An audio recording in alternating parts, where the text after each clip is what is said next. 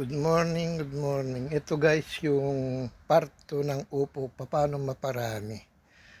Sinabi ko nga sa inyo, 15 days lang, pwede nang magbunga yan. I-cut mo lang dito sa pinakadulo, yan, ipakita ko sa inyo. Yung part 1, ayan. Kinat ko dyan sa pinakadulo, pag lumampas na dyan sa taas, ito, ayan. Oh. Tapos, ayan yung mga bunga guys. Ngayon after 15 days. Yun lang ang pagpo-proning.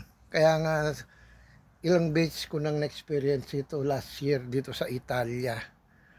Kaya yun ang kinukuha ko, sinusundan ko. Ngayon mainit lang kasi ang panahon dito. Kaya ganyan yung mga bunga. Pero okay na rin, at least meron. Ayan sila, marami rin. Ito yung unang bunga niya noon. Ayan. No, ngayon after 15 days, ayan ang na bunga. Pero itong nadagdag na bunga nung kinat ko dito, yung pagpo-proning sa dulo mismo.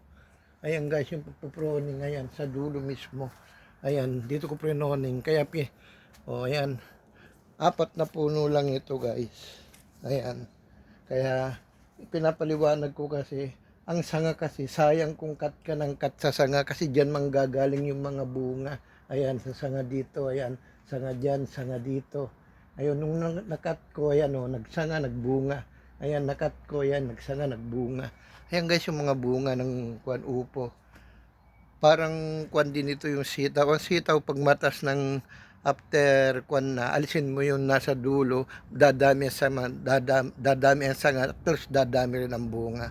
Ganyan din ang upo. Itong experience ko, yung ikakat mo dito yung mga mamayang nagbunga na dyan, pwede mo nang ikat para lumaki sila. Ayan, kinat ko yung mga dito kasi yan, hindi na sila lalaki. Ayan yung mga sanga.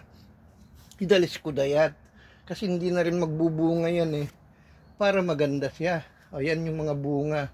Ayun yung mga iba kasi hindi lang nagtutuloy kagaya nga ito. Mainit lang ang panahon dito. Pero ang dami pa rin bunga. Ayan guys. Ito. Ito. Lalaki ito. Ganyan kalaki yan.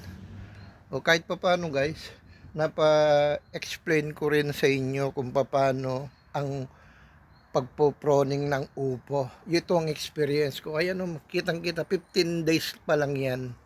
Ayan. Kaya subukan nyo rin kung tama yung sinasabi ko. Pero ito, experience ko dito sa Italia.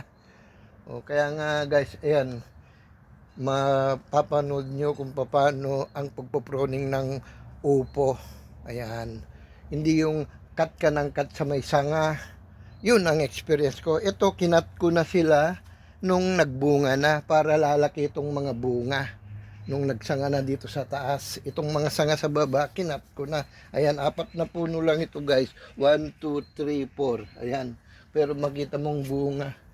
Hindi lang 10. Marami sila. Paano guys, kahit paano, nakuhan ko rin itong parto para makita nyo kung paano ang pagproproning at pagparami ng bunga ng upo. Thank you for watching. Bye-bye and God bless to all.